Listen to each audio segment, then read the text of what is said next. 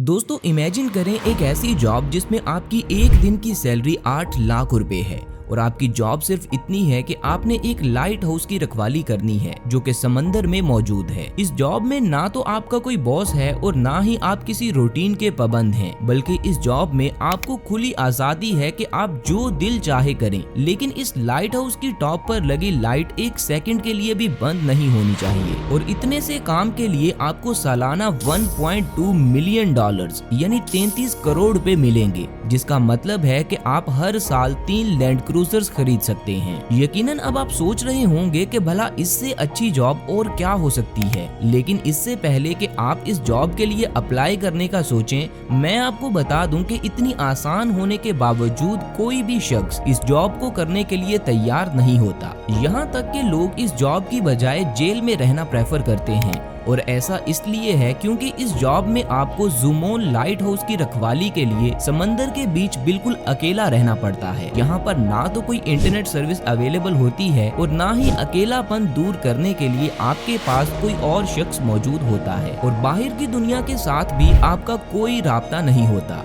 इसलिए खुदा ना खास्ता अगर यहाँ आपको कोई इमरजेंसी आ गई तो दूर दूर तक आपकी आवाज सुनने वाला भी कोई नहीं होगा। इसके अलावा ये लाइट हाउस जिस जगह पर मौजूद है वहाँ अक्सर ही समुद्री तूफान आते रहते हैं और इस दौरान पानी की लहरें जब लाइट हाउस के साथ टकराती हैं तो इंसान की रूह तक कांप जाती है। इस जॉब में आपकी जान जाने का भी खतरा होता है, जैसा कि आप इस पिक्चर में देख सकते हैं। ये पिक्चर इस लाइट हाउस पर होने वाले एक रेस्क्यू ऑपरेशन के दौरान ली गई थी, जिसमें एक गार्ड जो कि समुद्री तूफान के बीच फंस चुका है उसे रेस्क्यू किया जा रहा है। दोस्तों यहाँ अगर पानी की लहरें लाइट हाउस को पूरी तरह अपने अंदर समेट लेती तो इस गार्ड की जान बचाना मुश्किल हो सकता था। तो अब आप मुझे बताएं कि क्या अभी भी आप में हिम्मत है इस जॉब को करने की?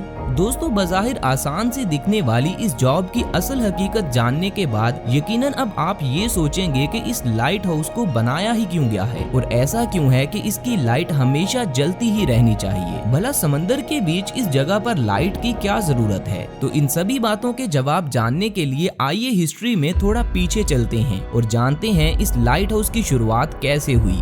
दोस्तों ये बात है पुराने जमाने की, जब सफर करने के लिए ना तो प्रॉपर रोड्स हुआ करते थे और ना ही आजकल की तरह एडवांस गाड़ियां होती थी, बल्कि उस जमाने में लोग घोड़े और ऊंट पर सफर किया करते थे और लंबे सफर के लिए सबसे बेहतरीन जरिया पानी को समझा जाता था। उस दौर में एक सेलर हुआ करता था जिसका नाम था कैप्टन मार्सिया, जो अपने खतरनाक समुद्री सफर की वजह से जाना जाता था। दोस्तों कैप्टन मार्सिया के साथ एक हादसा होने वाला था। असल में एक रात कैप्टन समंदर में बहुत ही अंधेरे वाली जगह से गुजर रहा था जहाँ पानी के नीचे रॉक्स मौजूद थी। उस जगह से गुजरते हुए कैप्टन का ध्यान उन रॉक्स पर नहीं पड़ता और उसकी शिप उन रॉक्स के साथ टकरा जाती है। अब चूंकि पुराने जमाने में शिप्स लकड़ियों की हुआ करती थी, इसलिए रॉक्स के साथ टकराने की वजह से शिप में सुराख हो जाता है और वो पानी में डूब जाती है, जिससे कैप्टन को बहुत भारी नुकसान होता है। लेकिन खुशकिस्मती से इस हादसे में कैप्टन मार्सिया की जान बच जाती है और इस हादसे के बाद कैप्टन मार्सिया ने सोचा कि इस प्रॉब्लम का कोई ना कोई सोल्यूशन तो जरूर होना चाहिए जो शिप्स को इस किस्म के खतरों के बारे में पहले ही वार्न कर दिया करे।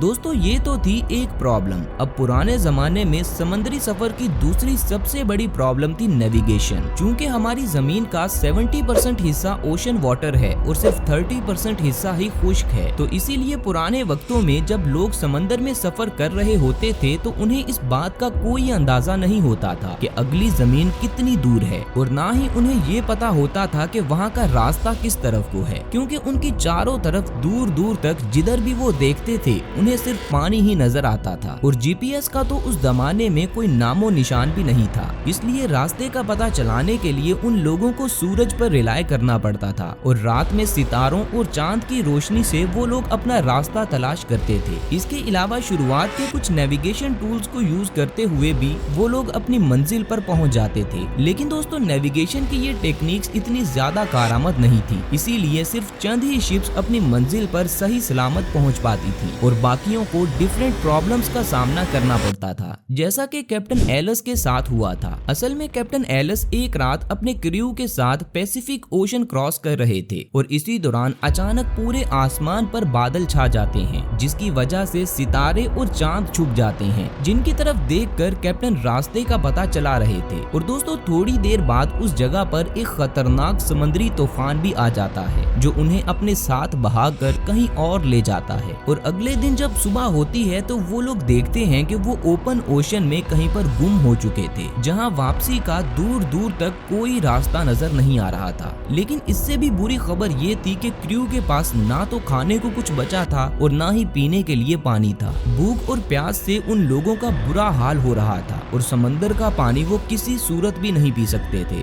यही वजह थी कि वो लोग पानी में होने के बावजूद भी प्यासे थे और भूख प्यास की शिद्दत से कुछ क्रू मेंबर्स मर चुके थे और बचे हुए क्रू की हालत भी मुर्दों से कम नहीं थी। लेकिन फिर अचानक कैप्टन को बड़ी मुश्किल से एक आइलैंड नजर आता है और फाइनली वो लोग वहां पर जाकर रुकते हैं और अपनी जान बचाते हैं। इन हादसों के बाद अब लोगों को एक ऐसे सोल्यूशन की जरूरत थी जिससे पानी में सफर करते वक्त उन्हें इस तरह की प्रॉब्लम्स का सामना ना करना पड़े। तो इसके लिए अब दुनिया के सबसे पहले लाइट हाउस की शुरुआत होने वाली थी। दोस्तों इजिप्ट में मेडिटेरेनियन सी के साथ एंशिएंट सिटी ऑफ अलेक्जेंड्रिया मौजूद था। वहाँ का रूलर था पेटोलमी द सेकंड फिलाडेल्फियस, जिसका किंगडम उस वक्त दुनिया का सबसे बड़ा ट्रेड हब हुआ करता था। लेकिन इस किंगडम के लिए सबसे बड़ा मसला इसकी लोकेशन थी। इस पिक्चर में अगर आप गौर से देखें तो बंदरगाह पर जाने के लिए बहरी जहाजों को यहाँ से गुजरना होता था और इस रास्ते में पानी के अंदर बहुत सारी रॉक्स भी मौजूद हैं। इसीलिए इस रास्ते से तिजारत करने वाले बहरी जहाज रात के वक्त जब तेजी से गुजरते थे तो वो इन रॉक्स के साथ टकराकर पानी में डूब जाते थे और साथ ही उनका सारा सामान भी जाया हो जाता था, जिसकी वजह से इस किंगडम को बहुत ज्यादा नुकसान हो रहा था। किंग पेटोलमी ने अपने किंगडम की मरीन ट्रेड सेफ्टी के लिए उस वक्त के सबसे माहिर और तजर्बेकार आर्किटेक्ट सोस्ट्रेटस को बुलवाया और उससे इस प्रॉब्लम को सॉल्व करने के लिए मदद मांगी। दोस्तों इन दोनों ने मिलकर एक बहुत ही कारआमद प्लान बनाया और वो प्लान था रोशनी का एक बड़ा सा मीनार बनाना जो शिप्स को रास्ता भी गाइड करेगा और उन्हें पानी के नीचे मौजूद रॉक्स के खतरे से भी आगाह करेगा। इस प्लान को हकीकत में बदलने के लिए सोस्ट्रेटस पूरी मेहनत से काम शुरू कर देते हैं,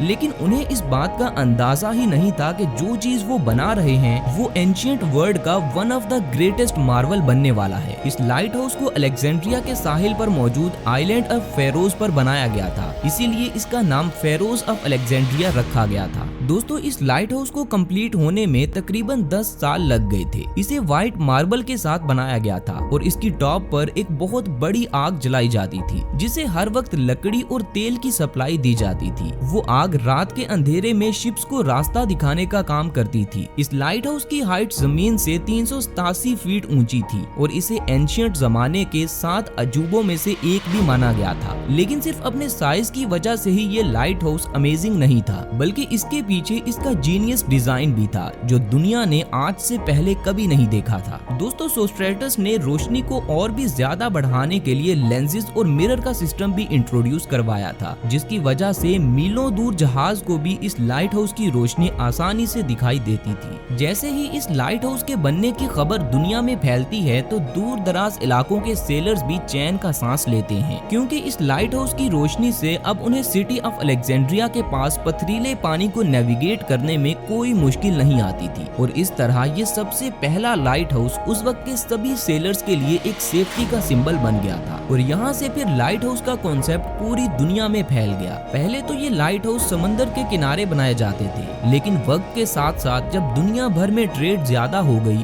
तो समंदर के बिजी ट्रेड रूट्स के बीच जहाँ कहीं भी रॉक्स पानी के ज्यादा करीब होती थी या फिर जिन रॉक से शिप को ज्यादा खतरा होता था उन जगहों पर भी लाइट हाउस बनना शुरू हो गए। इसीलिए समंदर के बीच डिफरेंट लोकेशंस पर आपको ये लाइट हाउस देखने को मिल जाएंगे। दोस्तों शुरू में इन लाइट हाउस पर आग जलाई जाती थी, लेकिन रोज इस तरह लकड़ियों और तेल को हर वक्त जलाना ये कोई ज्यादा कारआमद चीज नहीं थी। इसीलिए जब लाइट बल्ब इजाद हुए तो ये लाइट हाउसेस भी इलेक्ट्रिक बल्ब पर शिफ्ट हो गए। दोस्तों यकीनन अब आपके जहन में एक सवाल आ रहा होगा कि ये बल्ब लाइट हाउस की रोशनी को मीलों दूर तक कैसे भेजते हैं। तो इसका जवाब है ये लेंसेज, जो कि इस लाइट हाउस की रोशनी को दूर तक भेजने के लिए बनाए गए थे। 1800 तक इन लेंसेज को लाइट के पीछे रखा जाता था और फिर उस वक्त के इंजीनियर्स एक नई दरियाफ्त करते हैं कि अगर इन लेंसेज को लाइट के सामने रखा जाए तो रोशनी को और भी ज्यादा दूर तक भेजा जा सकता है। लेकिन इसमें एक मसला ये था कि इन लेंसेज लेंसेज का साइज जितना मोटा होता था उतनी ही रोशनी कम होती थी और इसका सॉल्यूशन एक फ्रेंच इंजीनियर फ्रेस्नेल ने तलाश किया था। इन्होंने लेंस का साइज बारीक कर दिया और उसका डिजाइन कुछ इस तरह से बनाया कि सारी लाइट एक ही पॉइंट पर फोकस होकर आगे जाती थी। दोस्तों, इस तरह फैली हुई लाइट को भी एक सिंगल डायरेक्शन में भेजा जा सकता था। ये एक ऐसी इन्वेंशन थी जिसने लाइट हाउसेस को रेवोल्यूशनाइज कर दिया था, जिसकी मदद से अब रोशनी को आसानी से मीलों दूर तक भेजा जा सकता था। और आपको जानकर हैरानगी होगी कि आज तक ज्यादातर लाइट हाउसेस में इन्हीं फ्रेस्नेल लेंसेज को यूज किया जा रहा है।